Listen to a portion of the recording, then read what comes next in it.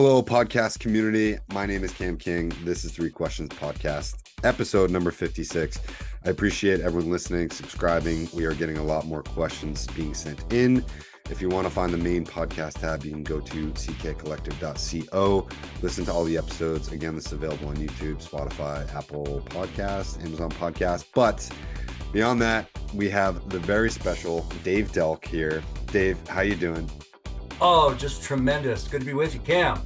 Awesome. We've talked a number of times, and I really enjoy all of our chats. So Dave is working with remote video testimonials with another one of my clients, and you guys are crushing it. You guys are doing remote video testimonials. I did a practice one, and I'm very impressed by the platform. Do you want to tell people about that? Yeah, thank you. The platform primarily serves businesses who want to highlight their clients in capturing a professionally shot remote video testimonial. Okay. So what do I mean by professionally shot? Well, it's not going to be an angle like this. It's not going to be an angle like this. It's going to be nice lighting like what you see with me right now. Here's a tip, by the way. If you're on video and you can get in front of a window, I'm 2 to 3 feet in front of a window, so that natural diffused light, it's warm, it's inviting, it's natural. Here's tip number 2. We both have real backgrounds, okay, in our video right now. The what are they called? I'm blanking on the name. The digital backgrounds, right? The screens, behind us. Those were cool when the pandemic hit, for sure. And there's a place for them. But the natural backdrop says a lot about you, okay? And it's a part of your personal brand. And we're going to get into that a little bit later. And it just looks more authentic. So businesses that want to highlight clients, giving them a video testimonial, that 100% ought to be on everyone's business website, okay? Because watching somebody else talk about Cam King and the work that Cam is doing for me, right? Me giving an endorsement for you and talking about it is 1,000 times more powerful than just reading a little paragraph, on the website. And then the other element in video is short form video, for social. Captivating, well-produced, engaging, high energy short form video clips, okay? That are do's and don'ts, things that I've learned, what would I do kind of things. Or they can cross over into just personal branding stuff and storytelling. Because if you just throw up facts and figures on people and you just barf all over them with all of your services, which nobody really gives a crap about until they understand how it's going to affect them, right? Tell stories. Video is the way to tell a story. I completely agree. I heard that video was a way to go like almost 10 years ago, as I'm sure you did. You have a lengthy experience in broadcast, which we'll get into as part of our questions that we just agreed on. But I will say this, I talked about this ad nauseum on this podcast too. It's people do business with people that they know, like, trust, and need, in that exact order. And I know, I believe you and I have talked about it. I know I've talked about it with David as well and other guests that have come on. But as I get more guests on, I really want to hammer that home, because everyone's like, we need to figure out the key to entrepreneurship or sales or growing our business. I'm like, well, do they like you, right? Do they trust you? Do they need you? Like, what is it?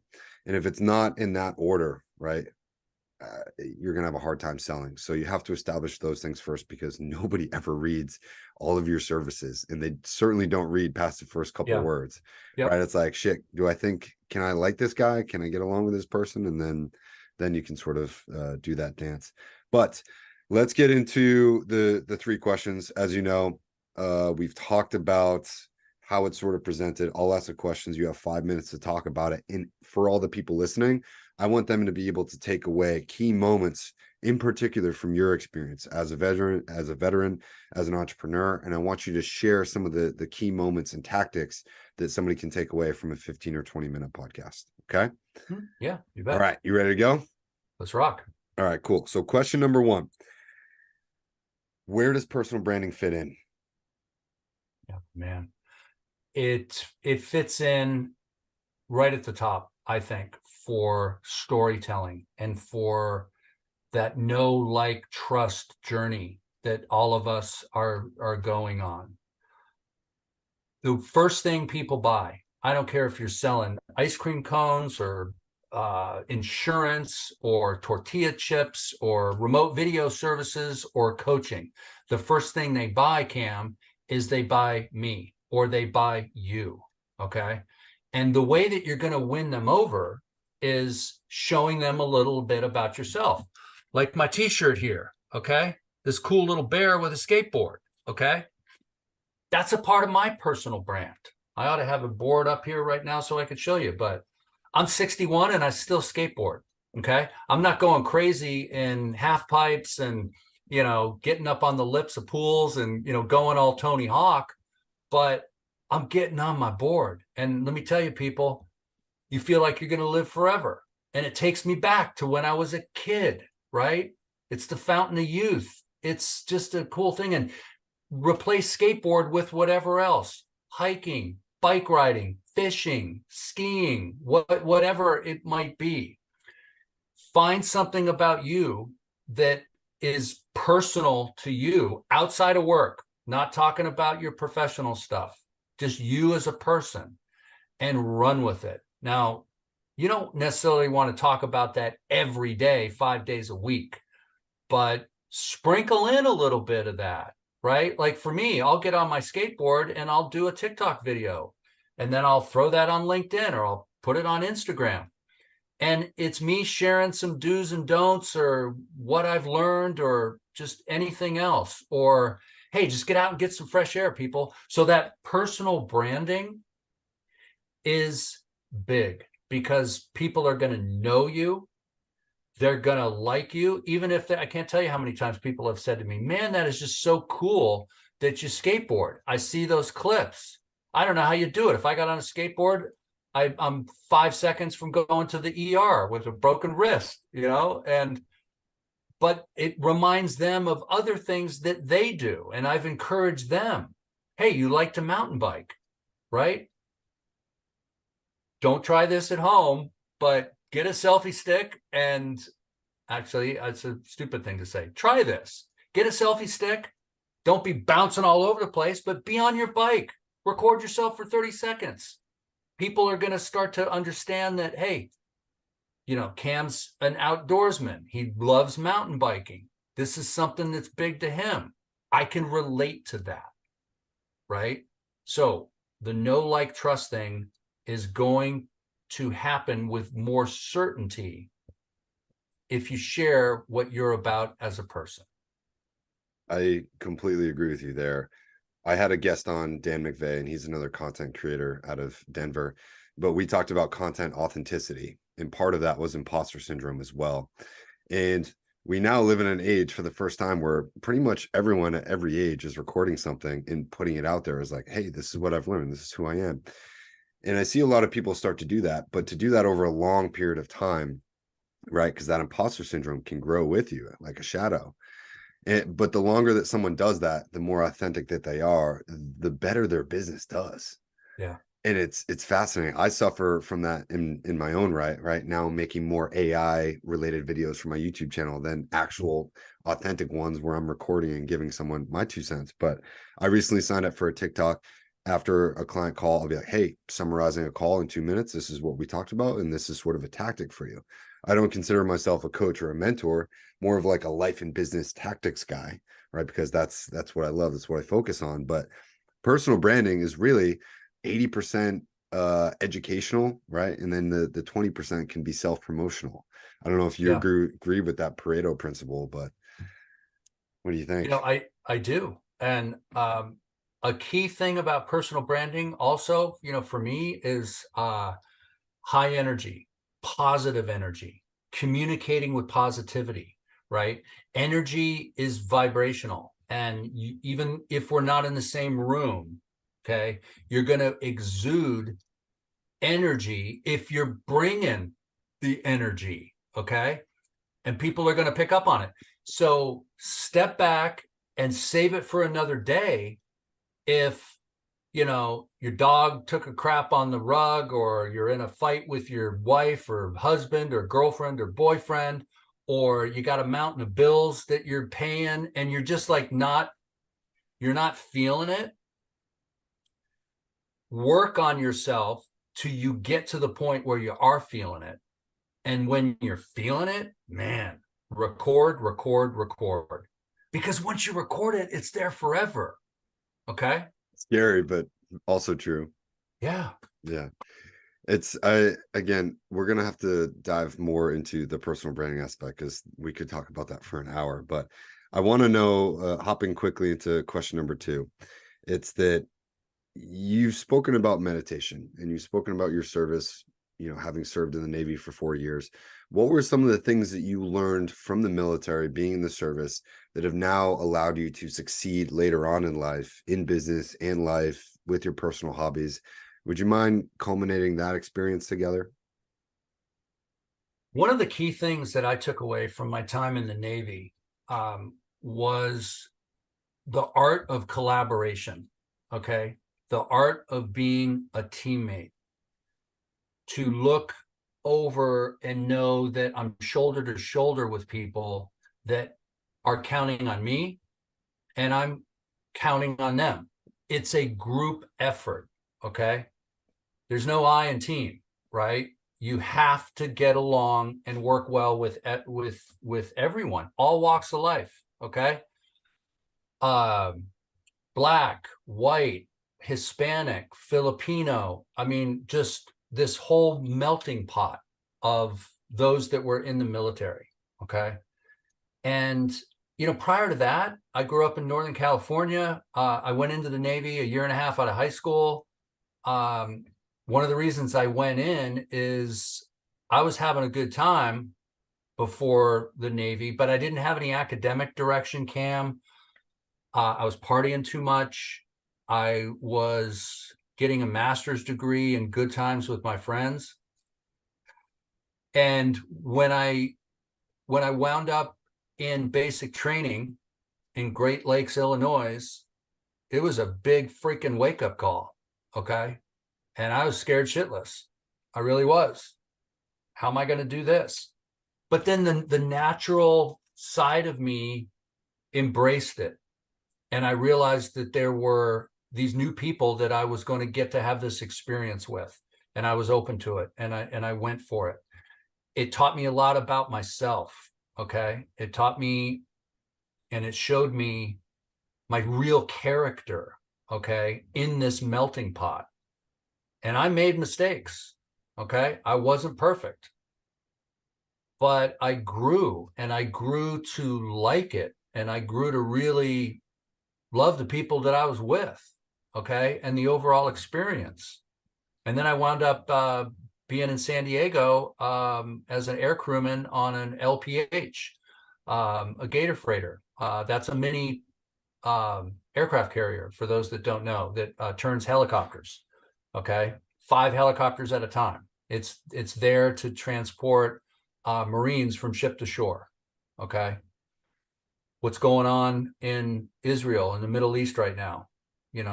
There's likely to be a scenario where those amphibious assault ships are going to be put to use to bring in tanks and bring in, military personnel, to do that kind of thing.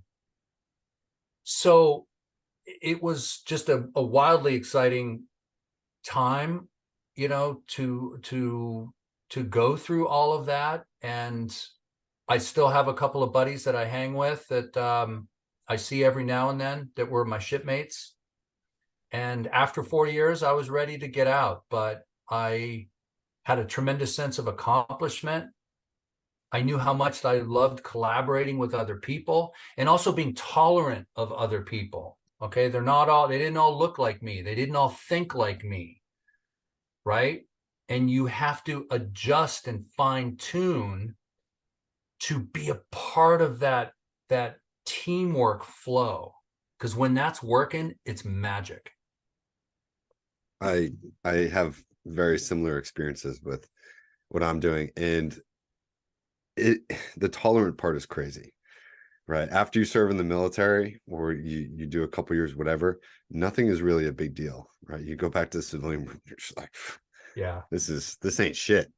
Not from an egotistical perspective, but holy cow, you're right on the tolerance aspect. I think a lot of people think that our military is, super Republican and conservative, but really it's just people that want to provide the same experience and freedoms that we've enjoyed growing up, and we want to ensure that for others.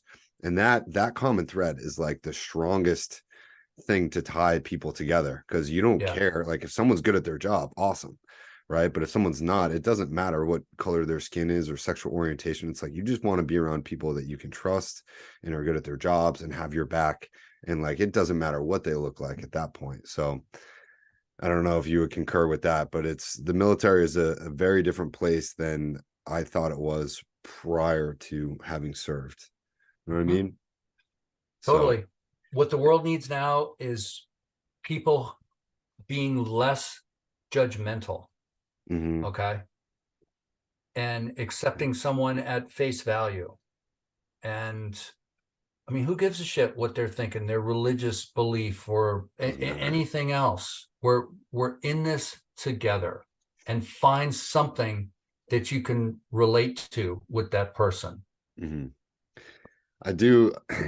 There's a great book on this. It's called The Lucifer Principle, if you've ever heard of it or wanna go read it. But it talks about how human beings are essentially, especially, or the masculine species of any species is the most disposable part of society. But it talks about humans and how we're the only species that kills each other in complete abundance like this. Mm. Right. And it examines why that is. And going back to what's going on in the world, I don't have enough political experience or geopolitical understanding to even really comment on it. But it's like, holy cow, like let's just get along here, right? What's going on? So having a way to find empathy and tolerance in your own understanding, whether or not you're in the military, whether you're an entrepreneur or working in a company with your roommates, with your friends, with your partner, with your family, whoever, right?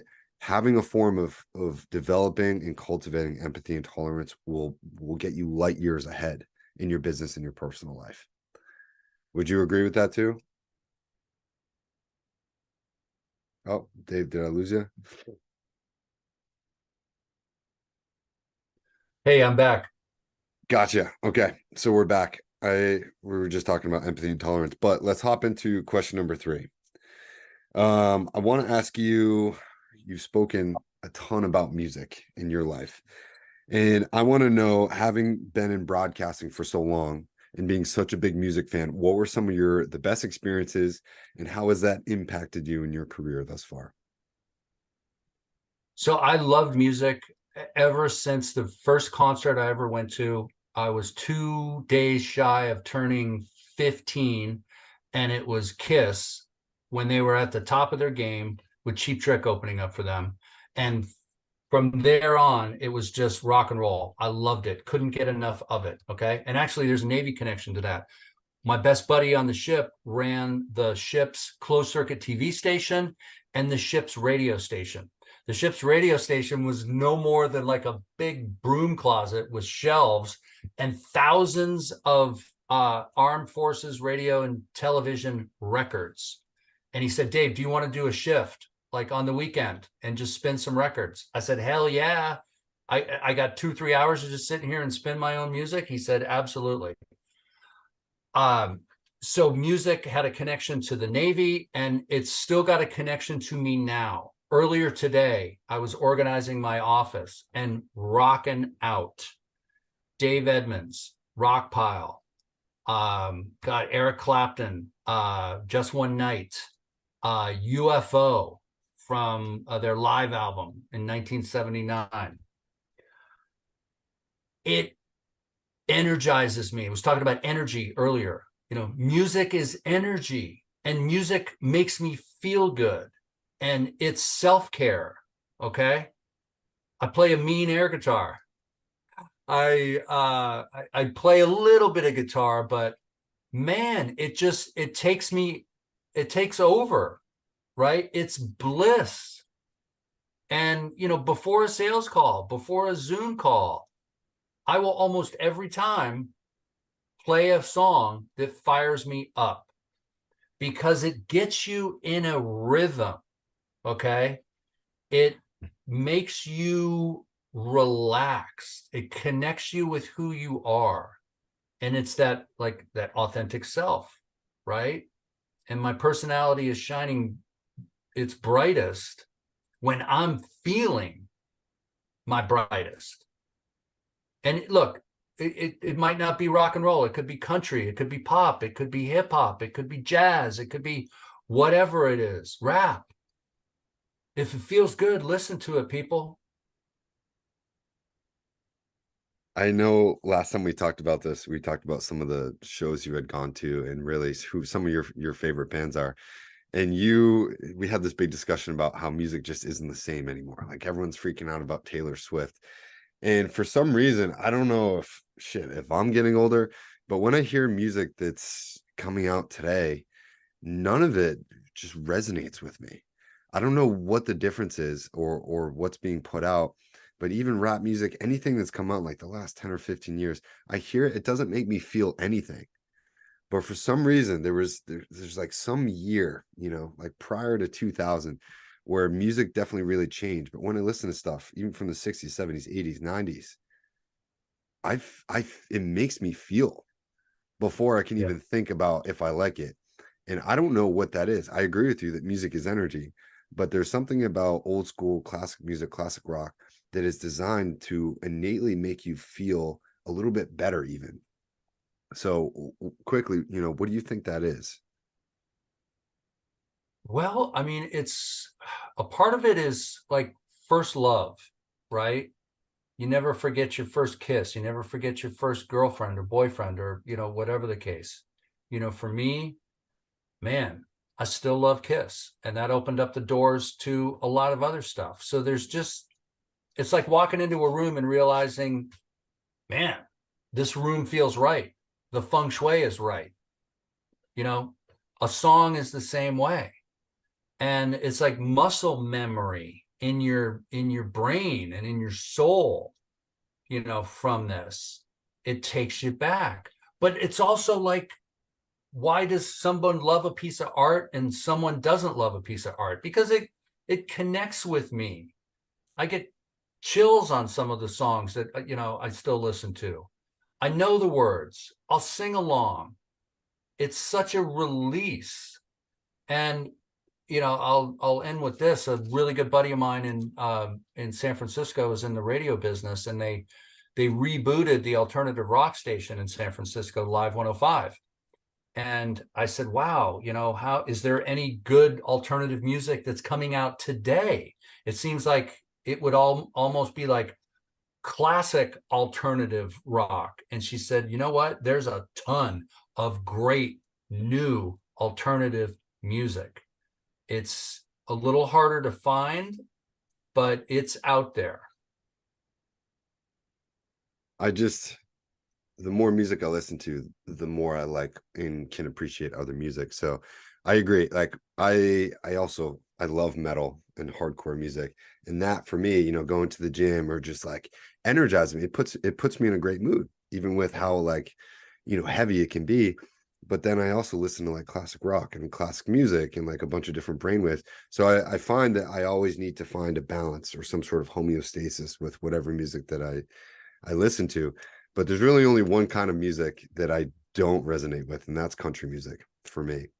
So I hate to upset the country music fans, but I want to like country music, but it just doesn't make me feel nothing, never. So Yeah. I don't know. Dave, I know we're short on time coming up against a few hard deadlines, but I want to thank you for hopping on. I would love to have you on again. We can discuss more classical music. We can discuss more remote video testimonials. But is there anything you'd like to say? Let people know how to reach you, connect with you. Cam, I just want to give it up to you and Three Questions Podcast. Appreciate you leading the way on this. It's been great to sit in your guest chair, and do this. And absolutely, let's do another one out there. You can find me on LinkedIn, people. Dave Delk. I'm on Instagram. And on TikTok, I'm Skate Daddy Happiness. Okay. Yeah, right here. Skate Daddy Happiness on TikTok. That's the greatest name I've ever heard. Be you, okay? Have fun and let it rip. And when you're doing videos, I learned this in radio, because on the next one, we'll talk about some of the radio work I did in San Francisco. I had a very smart program director tell me one time, Dave, I want to hear a little bit more of a smile in your voice. Okay. Yeah. Have a smile in your voice. It changes everything. When that really sets in, have a smile in your voice. It lightens your attitude. It's friendly. And it's that know, like, trust thing. Okay. People are going to be more receptive to it. Don't be a flat line. Okay. No, that's good advice that I probably need, because when I do my content probably, like, when I listen to it later on, a couple weeks, couple months, I'm like, dude, you're a monotone motherfucker. You gotta. So that's great advice. I need that for me. So I appreciate you, Dave. Let's get you back on another podcast soon. And this has been episode 56, 3 Questions Podcast. All the information to get in touch with Dave is down below. Submit questions, become a future guest, etc., etc. We'll see you guys in the next one.